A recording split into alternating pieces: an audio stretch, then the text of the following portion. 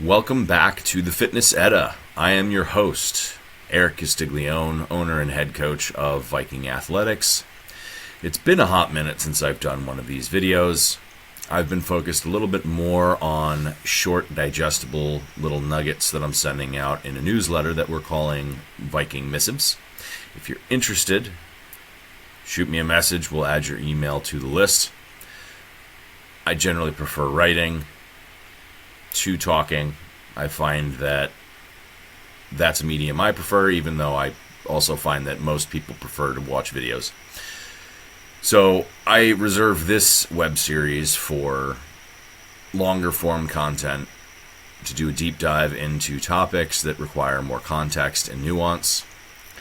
And I try to remain as apolitical in these series as possible, which is increasingly difficult given everything going on a national level when it comes to health and wellness. Amusingly, the focus of my newsletters this month is youth fitness. I announced that a week ago Saturday, and lo and behold, later that day we get an executive order that the presidential fitness test is coming back. I've had several people send me that headline. So I want to, again, add context and nuance to that discussion, give you the history of the test, share my thoughts on it, and give it the attention it deserves. So we're going to go into the origins of youth fitness in the United States. We're going to talk about the establishment of the presidential fitness test, the evolution of that test, and then its retirement and now reinstatement. Both those terms are in quotations, and you'll understand why by the end of this video. And then, of course, I will give you my thoughts on the subject. Let's dive in. So, we can trace interest in youth fitness back to the 1940s. If you dive into the history of strength training in the United States, it goes back even further to the late 1800s. You're talking about vaudeville shows and circus strongman acts. Really, really interesting stuff, to me at least. I'm not going to dive into any of that. We're going to keep the focus on youth fitness in particular. If you would like other resources to dig out strength training history in the United States, let me know, and we can go down that rabbit hole. But outside of the scope of this video. So in the 1940s, researchers at the New York Presbyterian Hospital, Hans Kraus and Sonia Weber, started researching back pain, and they established a correlation between inactivity and back pain. Lo and behold, that correlation still exists today, and we often find that people who are inactive experience higher frequency back pain than people who are active, and strength training and movement are often remedies to said back pain. In the 1940s to the 50s, we had a U.S. fitness activist named Bonnie Pruden, and she used the test developed by Kraus and Weber, which they decided to call the minimum muscular fitness test. And in Pruden's research, she applied this test to over 4,000 U.S. students, and over half of them failed. Now, I will show you that test momentarily. We'll talk about its limitations and how I don't believe it is actually a good fitness test in the first place. Hopefully you'll agree. Building on Pruden's research, Kraus and Weber wanted to test European students compared to U.S. students. So Pruden focused on U.S. students using the Kraus-Weber test. Kraus and Weber then wanted to add more data to the sample, and they tested over 3,000 European students in Italy, Switzerland, and France, and only, I think the actual number was 8.2% failed. So you have 4,000 U.S. students, over half of them fail this test, and then you have 3,000 European students, and only 8% failed. So, using that data, Pruden and Kraus collaborated and established a link not only to back pain and inactivity, but inactivity and disease overall. In 1955, Pruden was called upon by personal invite to Eisenhower's office, and she presents her research to President Eisenhower. This led to the creation of the President's Council on Youth Fitness in 1956. So, what was the Krauss-Weber test that led to this state of alarm? It is a 90-second test. You have to be able to do one sit-up, and that is with your knees bent and feet planted. You have to be able to do a straight-legged sit-up where your legs are just straight out in front of you, so you go from lying down to sitting up. You have to go from lying down, you have to be able to raise your legs off the floor, just for one rep. Then you roll over onto your stomach, and you had to do a top half Superman, so head, chest, and shoulders off the ground while you're lying on your stomach. And then you had to do a bottom half Superman, so again lying on your stomach, and now just your legs have to be lifted off the ground. Then you stand up, and you have to reach down and touch your toes with straight legs. So this is the 90-second test that over half of Americans failed. Or American youth failed, rather. And this is what sounded the alarm on Americans being out of shape. Pretty much, it's a test of minimum core strength and flexibility. And the problem with this test, and it's been corroborated by modern research, is it really didn't show that inactivity led to back pain. You can see why these metrics were used as a correlation to back pain. They're associating weak core and poor flexibility in the hamstrings with back pain. And that is very well established, those links. It's not the end-all be-all, but we know for a fact that all of those things are pretty well intertwined. Diagnosing the actual cause, a little bit more challenging. What modern research has discovered is if you take somebody and give them this test and they can't do it, and you just give them a quick opportunity to practice, like within that day, not even build over time towards this, retaking this test, they're able to do it. And we know this when it comes to neural activity. The more you repeat a pattern, the easier it is to perform. So sometimes lack of practice, I see this in my practice, having people do a complicated movement like an overhead squat. I'll have someone who in their first day cannot do an overhead squat, and by the end of that session, just after repeated bouts, we're in position. It's called protective tension. If you're moving your body into a new position, your nervous system doesn't know what's happening. It seizes up, and it doesn't let you enter that range of motion. Have somebody crank on your shoulder and your body resists. Then you try to relax and have somebody pull your shoulder back a little bit more, and you're able to stretch farther. It's due to muscle tone, which is what we call lingering tension in the muscles at rest. It is the whole premise behind PNF stretching, where you contract and relax. So, again, this test was not in any way very conclusive about back pain or fitness. But this was the basis for the 1956 President's Youth Fitness Council. At the same time, a little bit later, not in the 40s, but mid-50s, you had the American Association for Health, Physical Education, and Recreation. So this was an independent organization. Again, if we dive into the history of strength sports and strength training in the United States, you'll see where this organization came from. We're not getting into that. Let's just call it a separate entity at the same time that the Krauss-Weber test was going on. This organization created the Youth Fitness Project, and they separately wanted to test our nation's youth in a more comprehensive manner to test their fitness. So they adopted what was called at the time the California Testing Program. This one should look very familiar.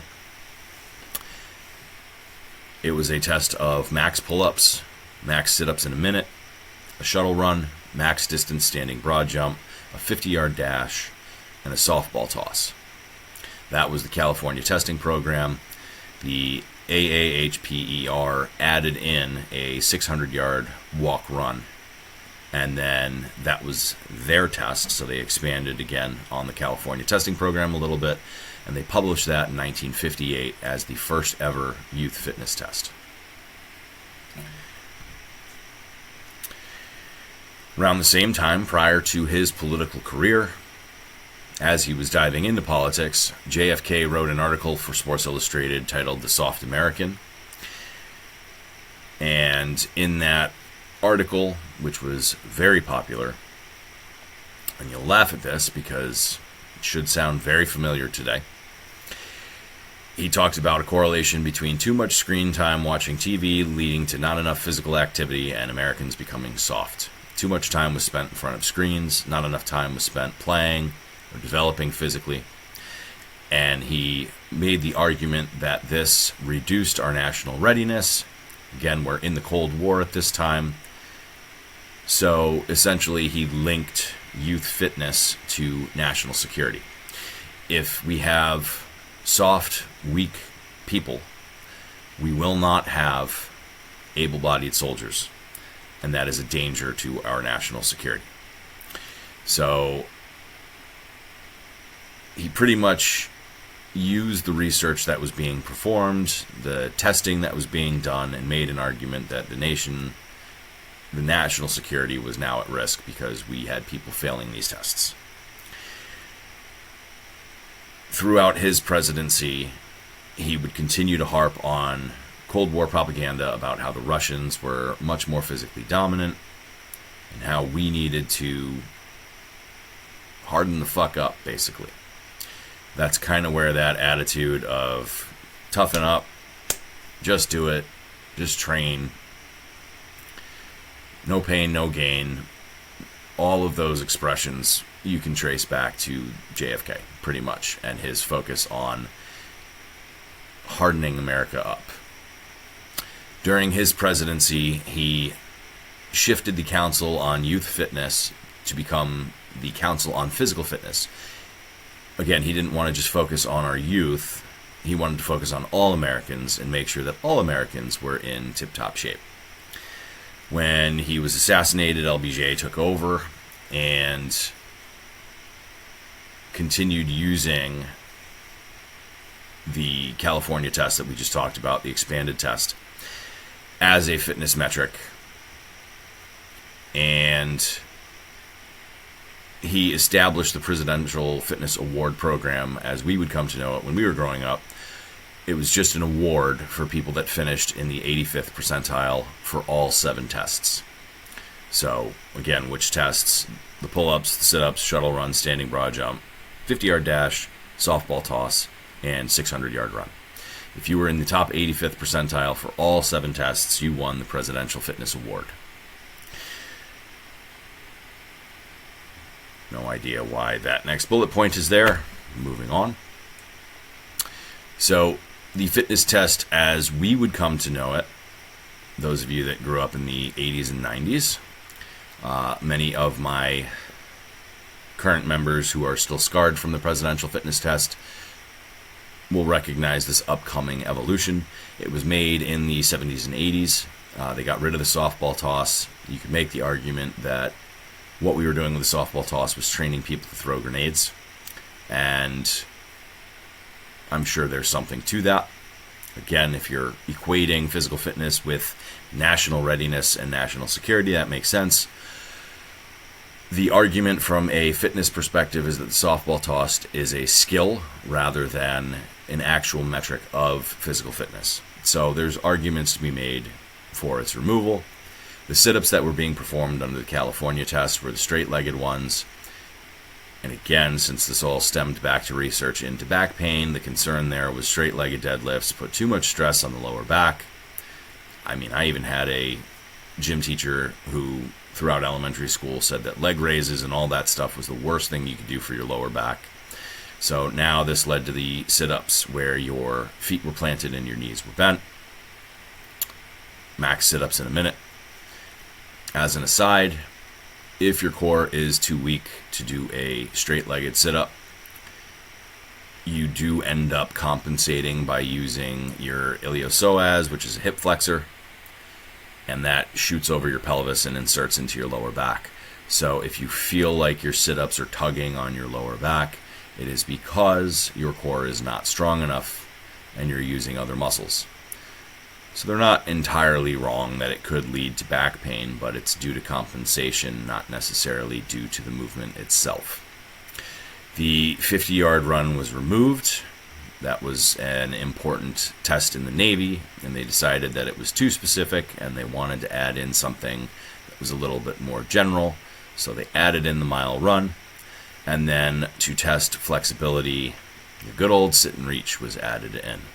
So the test evolved into a 1 mile run, max sit-ups, bent legs in a minute, pull-ups to failure, sit and reach test, and a shuttle run. That was the iteration that I grew up with in elementary school. Should sound familiar to a lot of people.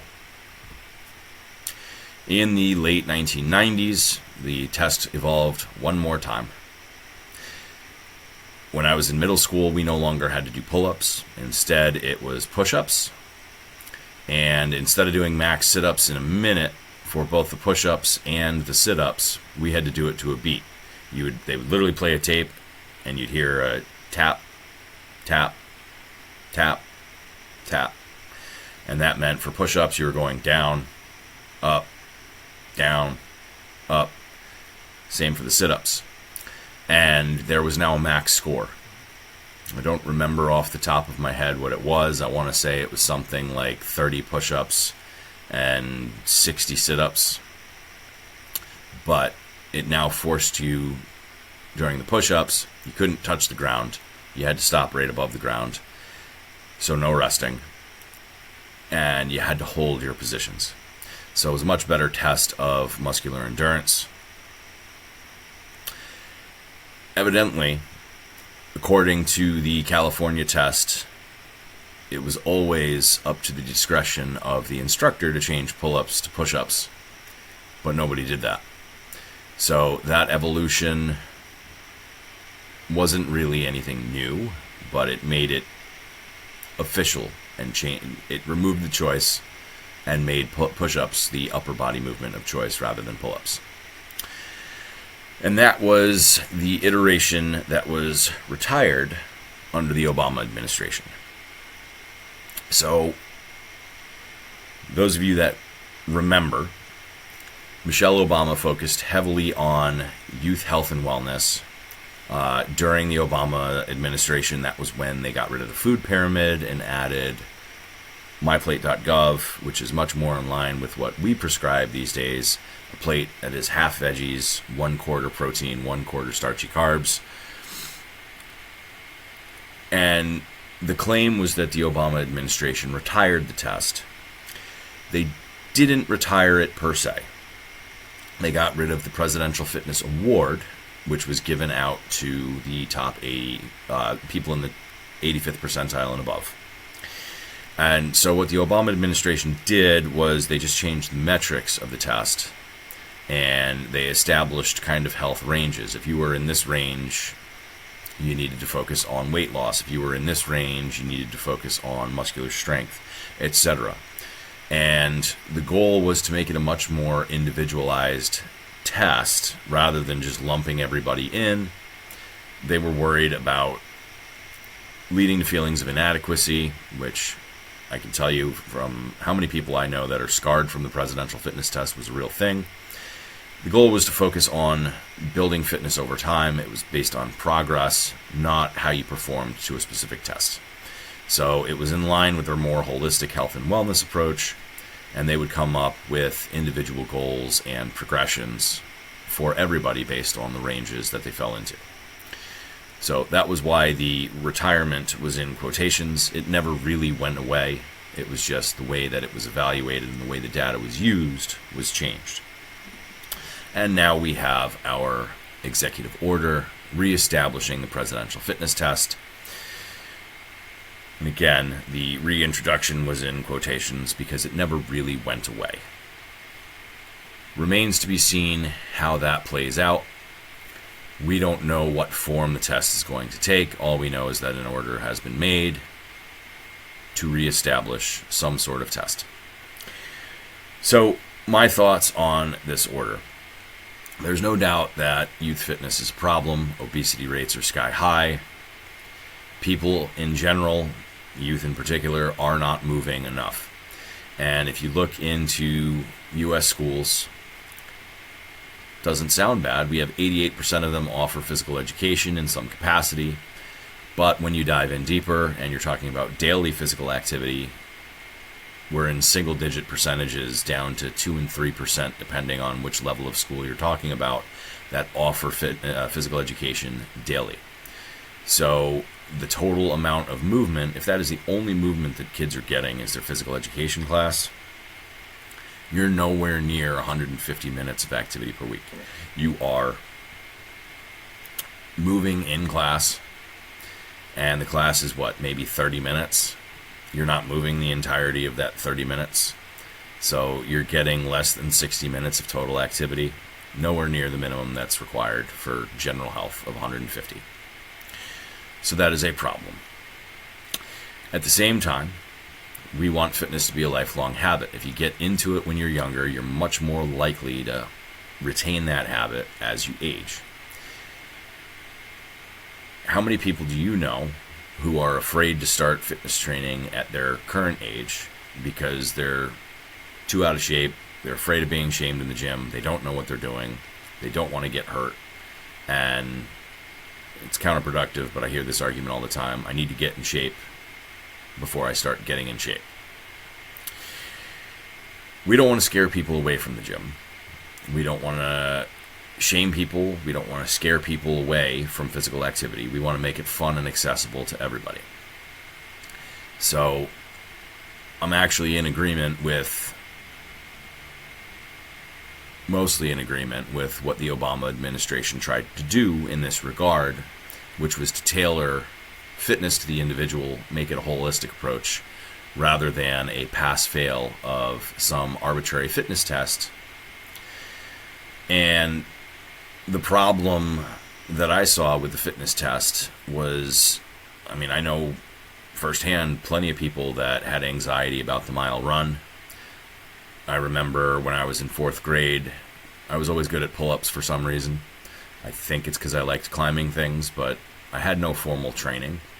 In 4th grade, I did 7 pull-ups, and I was pissed because our town's best athlete did 10, and we had another classmate who was a gymnast, and he did 14.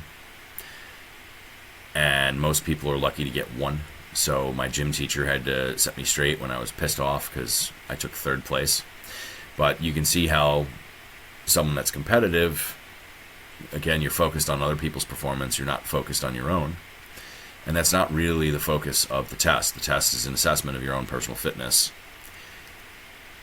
But at the same time, as I just said, I didn't train pull-ups at all. I just like climbing things. So you're setting kids up to fail if you're giving them an arbitrary test without actually preparing for it. It's true in all education. And that was the biggest problem that I saw with the presidential fitness test when I was growing up, was we never worked on it. Gym class the goal of gym class was not to pass the fitness test. It was something we had to do, but the vast majority of gym class was spent playing games and learning rules and learning teamwork, which has value in and of itself. And again, we'll talk about problems with gym classes in general in that format in a different newsletter that's coming. But there's a time and a place for competition. You got to build into it. You can't just set an arbitrary bar and set kids up for failure. So I thought my baseball league growing up nailed this. You went from T-ball to coach pitch, where you can't strike out. You gradually add more competitive layers into the game. When you're 7 to 8, we had the instructional league where the coaches are still pitching. You would strike out if you swung and missed. If you hit the ball, the other team could field, and then everything else was, you couldn't steal bases, but really the only change in that league from Little League was you could now strike out. Then we got into Kid Pitch League, which was the minors, and You couldn't steal in that league, but now you could win, lose. And there were actual championships. But we didn't hit that till 3rd, 4th grade, when you're 9, 10 years old. So to try to introduce fitness tests at age 5, 6, and tell kids that they fail, you're setting them up for failure. So my thoughts: I'm not opposed to fitness testing in any way, shape, or form. It is important to have objective metrics. I would rather see programs train kids to do well on these tests. If there's going to be a pass-fail, then we can't just throw it on them. We need to actually prepare them for it. Reconciling that with making gym class fun so that kids actually enjoy exercise, I'll leave that up to the educators and how do you achieve that. But that was why I was much more a fan of what the Obama administration tried to do, and tailor it to the individuals, give them an individual development plan based on where they're at. That's literally what our coaching practice is we want to meet you where you're at and help you progress from there. Health and wellness being a holistic practice, it's much easier to do that than to shame people. Adults, kids, it doesn't matter. That's where my head's at. The Obama's implementation of the fitness program is directly in line with the way that we run our practice today, which is why I was a big fan of it. As for what's happening now, again, we don't know what shape the test is going to take, what implementation they're going to follow, how it's going to be structured, whether or not fitness classes and physical education classes are going to prepare kids for it. All of that is unknown. All we know at the moment is that it was reestablished, but it never really went away. So it could end up being a big nothing burger, or it could end up being regressive and once again contributing to anxiety on around fitness. We'll wait and see. I don't want to go too down the rabbit hole talking about regressive policies. If you know your history, American history, and you watch this administration, then pretty much none of this will sound new to you. A lot of it is heavily influenced by presidents of the past and other policies. Again, I'm not going to dive into it, but the presidential fitness test is nothing new. It never went away. There is a way to implement it so that it is beneficial rather than detrimental. I thought we were already there. We'll see what happens with this. Thanks for tuning in. I know I went a little deep on this one. If you enjoy this content, give us a like, give us a subscribe. If you want to sign up for our newsletter, shoot me a message. We'll add you to it. Much shorter and digestible, more digestible than this. And if you have any topics that you would like to see covered, let me know. Catch you guys later.